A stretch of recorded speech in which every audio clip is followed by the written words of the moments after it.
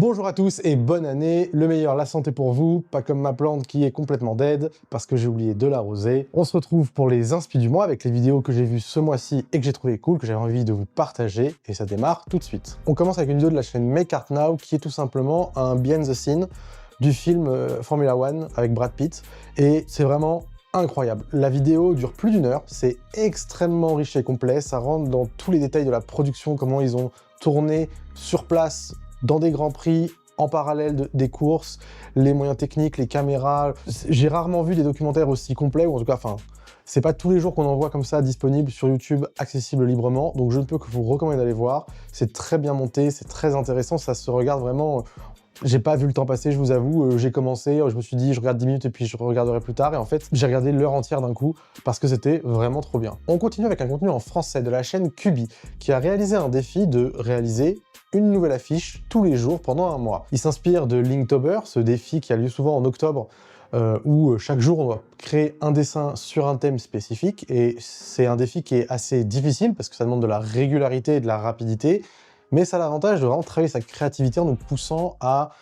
faire des choses nouvelles et à perfectionner notre technique. Lui, il a fait ça avec des affiches, donc du design, c'est un peu différent, et franchement, c'est un beau défi, il l'a bien réussi, c'était vraiment intéressant à voir son retour d'expérience dessus, donc je ne peux que vous recommander de regarder cette vidéo, et d'éventuellement, vous aussi, à un moment, peut-être juste une semaine, mais essayez un défi de ce type pour affiner votre style et travailler votre technique. On continue avec un tuto, plutôt spécialisé voiture, mais vous allez le voir, vous pouvez vous en servir n'importe où, vous avez peut-être d'ailleurs déjà vu cette technique dans d'autres domaines que l'automobile.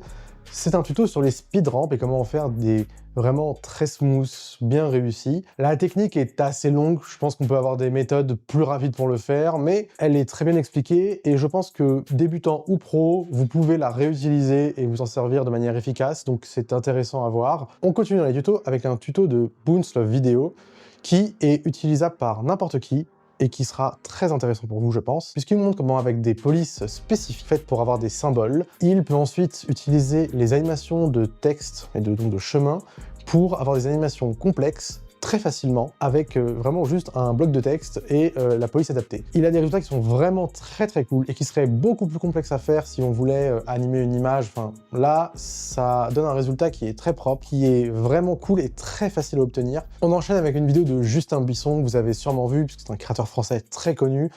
sur l'IA. Et c'est un contenu qui vraiment m'a beaucoup parlé, qui était très intéressant parce qu'il donne la parole à des gens qui ont vu leur travail être complètement volé, spolié par l'IA, et je trouve ça très intéressant dans tout ce que ça met en avant, l'apport juridique aussi qu'il fait avec une intervenante. C'est vraiment un contenu très intéressant et je pense qu'on devrait tous se renseigner dessus parce que l'IA est un sujet qui va faire partie de nos vies malheureusement, donc être au courant de ce qui se passe et de comment ça impacte la vie des gens, je pense c'est intéressant pour avoir des bonnes pratiques dans le futur. Allez, sur une note plus légère, on continue avec une vidéo de Vibra qui m'a beaucoup intéressé puisqu'il a analysé pourquoi est-ce que la série Fallout était une très bonne, la meilleure même, adaptation d'un jeu vidéo en série, et ou au cinéma même de manière générale. Et j'ai trouvé ça très intéressant parce qu'il pointe un truc très juste, c'est que souvent Hollywood adapte beaucoup de choses, mais il n'adapte pas le thème, c'est-à-dire le sujet de fond, vraiment ce qui fait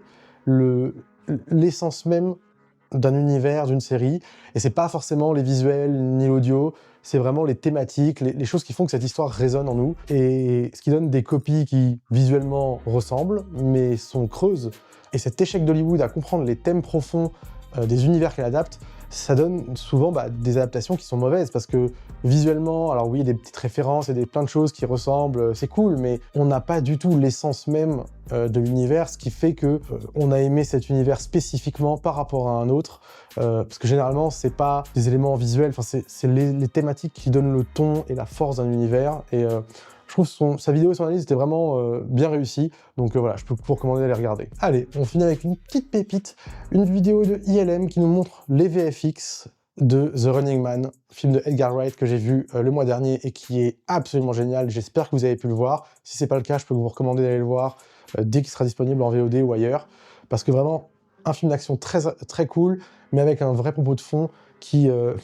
j'en ai peur, deviendra réel malheureusement dans le futur. Mais en tout cas, là, on est sur les VFX et ils sont incroyable, c'est un bonheur depuis que je suis petit de voir des behind the scenes comme ça de VFX et de voir comment il y avait rien et il y a tout désormais. La ville, les explosions, franchement, je trouve ça incroyable. La vidéo est courte, c'est juste satisfaisant à regarder.